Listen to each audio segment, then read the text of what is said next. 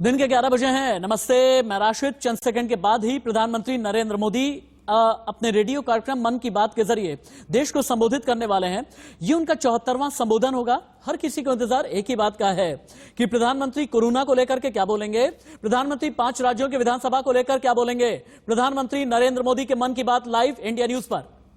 माघ का महीना विशेष रूप से नदियों, सरोवरों और जल स्रोतों से जुड़ा हुआ माना जाता है। हमारे शास्त्रों में कहा गया है, माघे निमग्ना सलिले शुशीते विमुक्त पापा त्रिदिवम प्रयांति। अर्थात माघ महीने में किसी भी पवित्र जलाशय में स्नान को पवित्र माना जाता है। दुनिया के हर समाज में नदी के साथ जुड़ी हुई कोई न कोई परंपरा होती ही है। नदी तट पर अनेक सभ्यताएं भी विकसित हुई हैं। हमारी संस्कृति क्योंकि हजारों वर्ष पुरानी है, इसलिए इसका विस्तार हमारे यहाँ और ज्यादा मिलता है। भारत में कोई ऐसा दिन नहीं होगा जब देश के किसी न किसी कोने में पानी से जुड़ा कोई उत्सव न हो। माघ के दिनों में तो लोग अपना घर, परिवार, सुख सुविधा छोड़कर पूरे महीने नदियों के किनारे कल्पवास करने जाते हैं। इस बार हरिद्वार में कुंभ भी हो रहा है। जल हमारे लिए जीवन भी है, आस्था भी है और विकास की धारा भी है। पानी एक तरह से पारस से भी ज्यादा महत्वपूर्ण है। कहा जाता है, पारस के स्पर्श से लोहा सोने में परिवर्तित हो जाता है।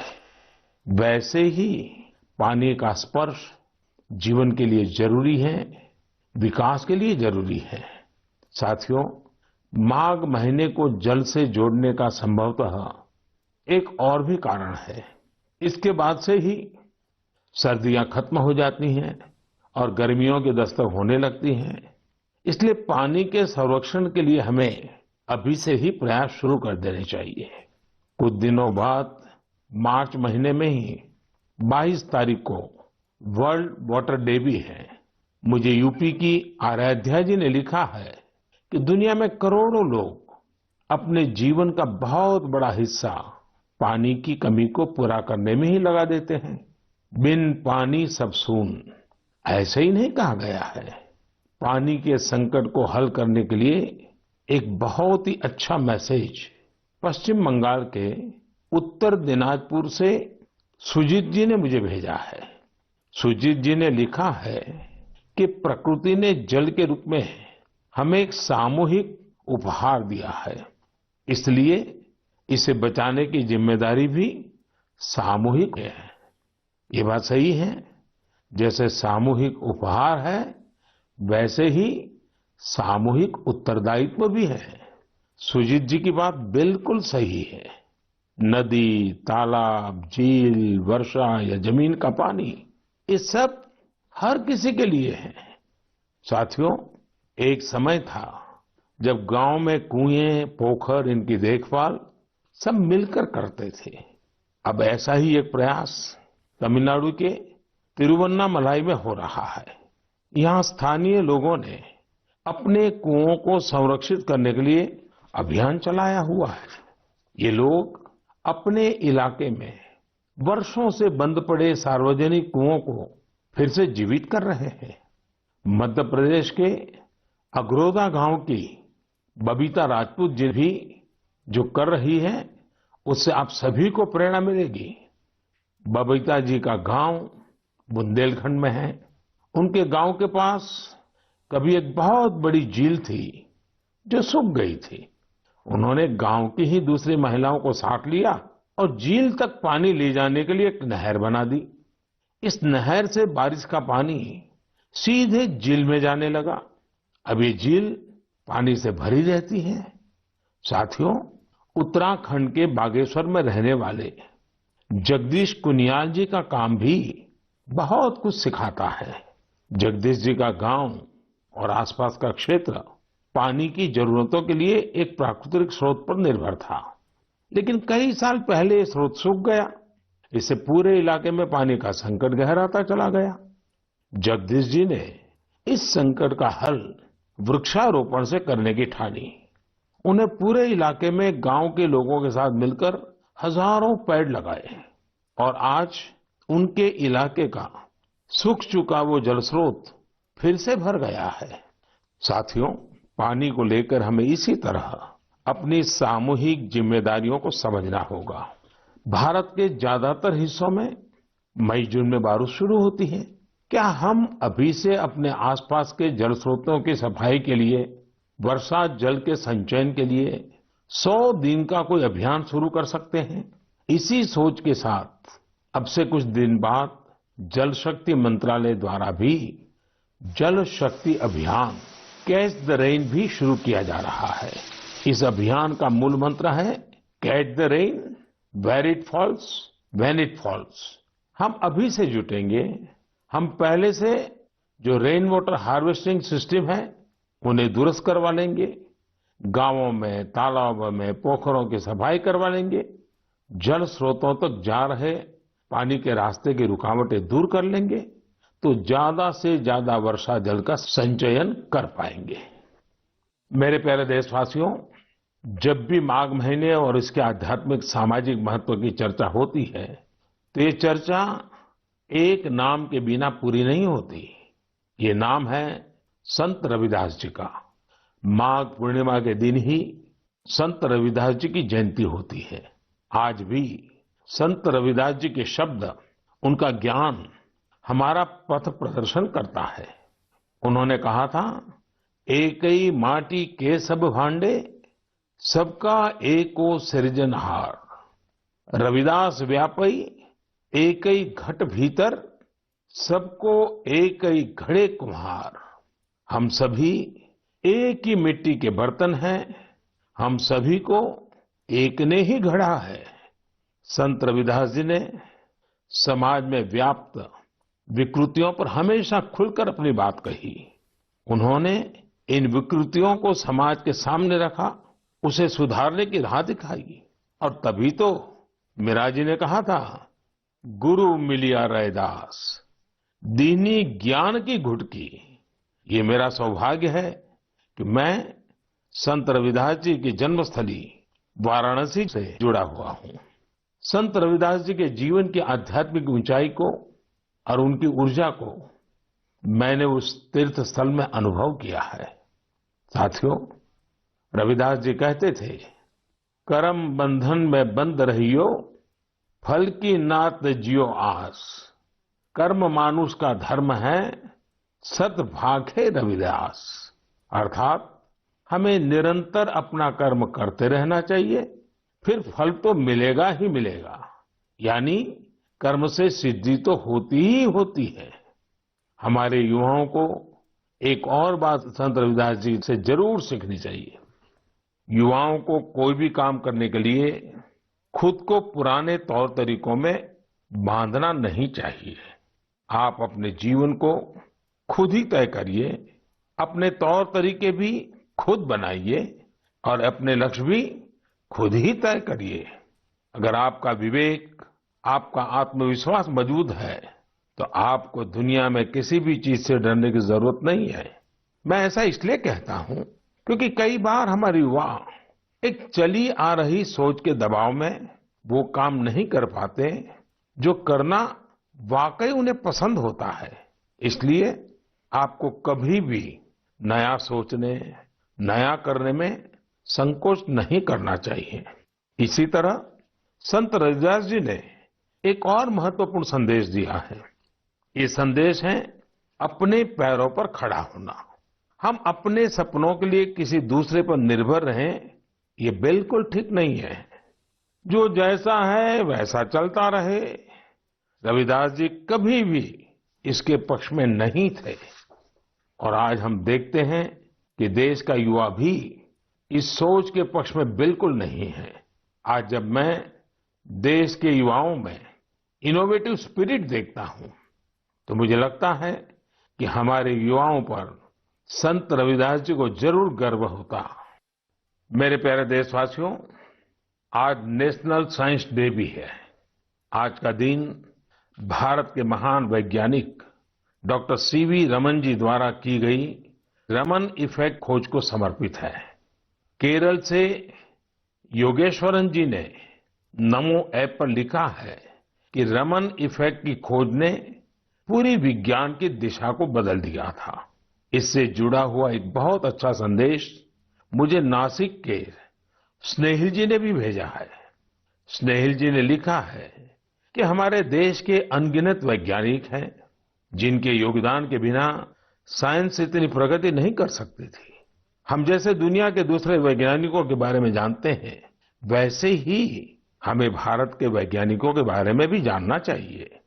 मैं भी मन की बात के इन श्रोताओं की बात से सहमत हूं। मैं जरूर चाहूंगा कि हमारे युवा भारत के वैज्ञानिक इतिहास को, हमारे वैज्ञानिकों को जाने, समझे और खूब पढ़ें। साथियों, जब हम साइंस की बात करते हैं तो कई बार इसे लोग फिजिक्स, केमिस्ट्री या फिर लैब्स तक ही सीमित कर देते हैं, लेकिन साइंस का विस्तार तो इससे कहीं ज्यादा है। और आत्मनिर्भर भारत अभियान में साइंस की शक्ति का बहुत योगदान भी है। हमें साइंस को लैब टू लैंड के मंत्र के साथ आगे बढ़ाना होगा। उदाहरण के तौर पर हैदराबाद के चिंतला वेंकट रेड्डी जी हैं। रेड्डी जी के एक डॉक्टर मित्र ने उन्हें एक बार विटामिन डी की कमी से होने वाली बीमारियां और उसके खतरों के बारे में बताया। रेड्डी जी किसान हैं। उन्होंने सोचा कि वो इस समस्या के समाधान के लिए क्या कर सकते हैं। इसके बाद उन्होंने मेहनत की और गेहूं, चावल की ऐसी प्रजातियों को विकसित की जो खास तौर पर विटामिन डी से युक्त है। इसी महीने उन्हें World Intellectual Property Organization Geneva से पेटेंट भी मिली है। ये हमारी सरकार का सौभाग्य है कि वेंकट रेड्डी जी को पिछले साल पद्मश्री से भी सम्मानित किया था। ऐसे ही बहुत इनोवेटिव तरीके से लद्दाख के उर्गेन फुत्सौग भी काम कर रहे हैं। उर्गेन जी इतनी ऊंचाई पर ऑर्गेनिक तरीके से खेती करके करीब 20 फसलें उगा रहे हैं, वो भी साइक्लिक तरीके से। यानी वो एक फसल के वेस्ट को दूसरी फसल में खाद के तौर पर इस्तेमाल कर लेते हैं। है ना कमाल की बात। इसी तरह गुजरात के पाटन जिले में कामराज भाई चौधरी ने घर में ही सहजन के अच्छे बीज विकसित किए हैं। सहजन को कुछ लोग सरगवा बोलते हैं, इसे मोरिंगा या ड्रमस्टिक भी कहा जाता है। अच्छे बीजों की मदद से जो सहजन पैदा होता है उसकी क्वालिटी भी अच्छी होती है। अपनी उपज को वो अब तमिलनाडु और पश्चिम बंगाल भेजकर अपनी आय भी बढ़ा रहे हैं। साथियों, आजकल चिया सीड्स का नाम आप लोग बहुत सुनते होंगे। हेल्थ अवेयरनेस से जुड़े लोग इसे काफी महत्व देते हैं और दुनिया में इसकी बड़ी मांग भी है। भारत में इसे ज्यादातर बाहर से मंगाते हैं, लेकिन अब चिया सीड्स में आत्मनिर्भरता का बीड़ा भी लोग उठा रहे हैं। ऐसे ही यूपी के बाराबंकी में हरिश्चंद्र जी ने चिया सीड्स की खेती शुरू की है। चिया सीड्स की खेती उनकी आय भी बढ़ाएगी और आत्मनिर्भर भारत अभियान में मदद भी करेगी। साथियों, एग्रीकल्चर वेस्ट से वेल्थ क्रिएट करने के भी कई प्रयोग देश भर में सफलतापूर्वक चल रहे हैं। जैसे मदुरई के मुरुगेसन जी ने केले के वेस्ट से रस्सी बनाने की एक मशीन बनाई है। मुरुगेसन जी के इस इनोवेशन से पर्यावरण और गंदगी का भी समाधान होगा और किसानों के लिए अतिरिक्त आय का रास्ता भी बनेगा। साथियों, मन की बात के श्रोताओं को इतने सारे लोगों के बारे में बताने का मेरा मकसद यही है कि हम सभी इनसे प्रेरणा लें। जब देश का हर नागरिक अपने जीवन में विज्ञान का विस्तार करेगा, हर क्षेत्र में करेगा, तो प्रगति के रास्ते भी खुलेंगे और देश आत्मनिर्भर भी बनेगा। और मुझे विश्वास है ये देश का हर नागरिक कर सकता है।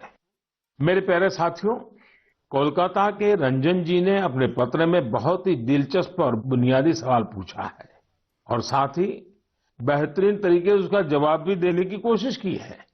वे लिखते हैं कि जब हम आत्मनिर्भर होने की बात करते हैं तो इसका हमारे लिए क्या अर्थ होता है? इसी सवाल के जवाब में उन्होंने खुद ही आगे लिखा है कि आत्मनिर्भर भारत अभियान केवल एक गवर्नमेंट पॉलिसी नहीं है, बल्कि एक नेशनल स्पिरिट है।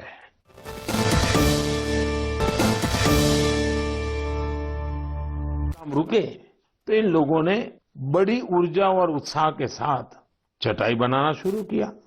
जल्द ही उन्हें न केवल उत्तर प्रदेश बल्कि दूसरे राज्यों से भी चटाई के ऑर्डर मिलने शुरू हो गए। संतोष जी ने यह भी बताया है, इससे इस क्षेत्र की सैकड़ों साल पुरानी खूबसूरत कला को भी एक नई ताकत मिली है। साथियों, देश भर में ऐसे कई उदाहरण हैं जहां लोग आत्मनिर्भर भारत अभियान में इसी तरह अपना योगदान दे रहे हैं। आज यह एक भाव बन चुका है जो आम जनों के दिलों में प्रवाहित हो रहा है। मेरे प्यारे देशवासियों, मैंने नमो ऐप पर गुड़गांव निवासी मयूर की एक इंटरेस्टिंग पोस्ट देखी। वे पैशनेट बर्ड वॉचर और नेचर लवर है। मयूर जी ने लिखा है कि मैं तो हरियाणा में रहता हूं, लेकिन मैं चाहता हूं कि आप असम के लोगों और विशेष रूप से काजीरंगा के लोगों की चर्चा करें। मुझे लगा कि मयूर जी राइनोज के बारे में बात करेंगे, जिन्हें वहां का गौरव कहा जाता है। लेकिन मयूर जी ने काजीरंगा में वाटरफॉल्स की संख्या में हुई बढ़ोतरी को लेकर असम के लोगों की सराहना के लिए कहा है। मैं ढूंढ रहा था कि हम वाटरफॉल्स को साधारण शब्दों में क्या कह सकते हैं, तो एक शब्द मिला, जल पक्षी। ऐसे पक्षी जिनका बसेरा पेड़ों पर नहीं पानी पर होता है, जैसे बतख वगैरह। Kaziranga national park and tiger reserve authority कुछ समय से एनुअल वाटरफॉल सेंसस करती आ रही है। इस सेंसस से जल पक्षियों की संख्या का पता चलता है और उनके पसंदीदा हैबिटेट की जानकारी मिलती है। अभी 2-3 सप्ताह पहले ही सर्वे फिर हुआ है। आपको भी ये जानकर खुशी होगी कि इस बार जल पक्षियों की संख्या पिछले वर्ष की तुलना में करीब 175% ज्यादा आई है।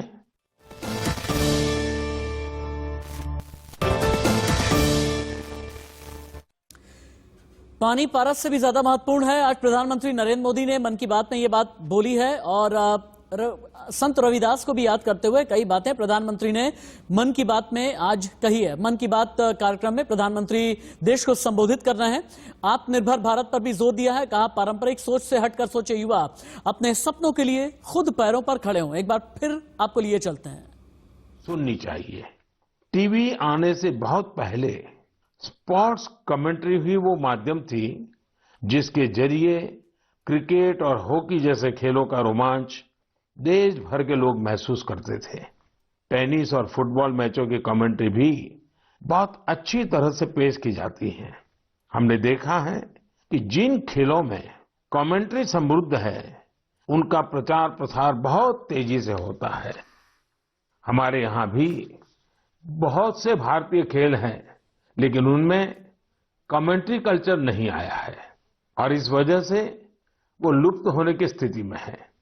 मेरे मन में एक विचार है, क्यों न अलग अलग स्पोर्ट्स और विशेषकर भारतीय खेलों की अच्छी कमेंट्री अधिक से अधिक भाषाओं में हो। हमें इसे प्रोत्साहित करने के बारे में जरूर सोचना चाहिए। मैं खेल मंत्रालय और प्राइवेट संस्थान के सहयोगियों से इस बारे में सोचने का आग्रह करूंगा। मेरे प्यारे युवा साथियों, आने वाले कुछ महीने आप सबके जीवन में विशेष महत्व रखते हैं। अधिकतर युवा साथियों के एग्जाम्स, परीक्षाएं होगी। अब सबको याद है ना, वॉरियर बनना है, वॉरियर नहीं। हंसते हुए एग्जाम देने जाना है और मुस्कुराते हुए लौटना है। प्रधानमंत्री नरेंद्र मोदी ने छात्रों से भी मन की बात में ये कहा कि आपको हंसते हुए एग्जाम देने के लिए जाना है, हंसते हुए ही वापस आना है। आपको वॉरियर बनना है, आपको वॉरियर नहीं बनना है। मन की बात कार्यक्रम में दोबारा आपको लेकर के आएंगे, लेकिन उससे पहले हेडलाइंस। क्योंकि देश में अलग अलग बोर्ड एग्जाम बहुत जल्दी शुरू होने वाले हैं, प्रधानमंत्री नरेंद्र मोदी मन की बात में छात्रों को भी संबोधित कर रहे हैं और उनका यह कहना है आपको वॉरियर बनना है, वॉरियर नहीं बनना है। और एग्जाम को आप बहुत ज्यादा वजन के तौर पर अपने दिमाग पर हावी ना होने दें। एक बार फिर से आपको प्रधानमंत्री नरेंद्र मोदी की मन की बात सुनाते हैं। से जुड़ी ढेर सारी interesting activities Narendra Modi app पर दी हुई है, जो आपके अंदर के एग्जाम वॉरियर को इग्नाइट करने में मदद करेगी। आप इनको जरूर ट्राई करके देखिए। सभी युवा साथियों को आने वाली परीक्षाओं के लिए बहुत बहुत शुभकामनाएं। मेरे प्यारे देशवासियों, मार्च का महीना हमारे फाइनेंशियल ईयर का आखिरी महीना भी होता है, इसलिए आप में से बहुत से लोगों के लिए काफी व्यस्तता भी रहेगी। अब जिस तरह से देश में आर्थिक गतिविधियां तेज हो रही हैं, उससे हमारे व्यापारी और उद्यमी साथियों की व्यस्तता भी बहुत बढ़ रही है। इन सारे कार्यों के बीच हमें कोरोना से सावधानी कम नहीं करनी है। आप सब स्वस्थ रहेंगे, खुश रहेंगे, कर्तव्य पथ पर डटे रहेंगे तो देश तेजी से आगे बढ़ता रहेगा। आप सभी को त्योहारों की अग्रिम शुभकामनाएं। साथ साथ कोरोना के संबंध में जो भी नियमों का पालन करना है, उसमें कोई ढिलाई नहीं आनी चाहिए। बहुत बहुत धन्यवाद। कोरोना के नियमों का पालन करना है, किसी भी तरह की ढिलाई नहीं आनी है। युवा दबाव में पसंद का काम नहीं कर पाते, हंसते हुए एग्जाम देने जाना है। देश के युवा अपनी सोच से आगे बढ़ने लगे हैं। आप जब एग्जाम देने के लिए जाएं, मुस्कुराते हुए वापस आएं। वॉरियर बनना है, आपको बैरियर नहीं बनना, ये प्रधानमंत्री ने कहा है। आत्मनिर्भर अभियान के लिए युवा को आगे आना जरूरी है और देश के वैज्ञानिकों को जानना भी जरूरी है।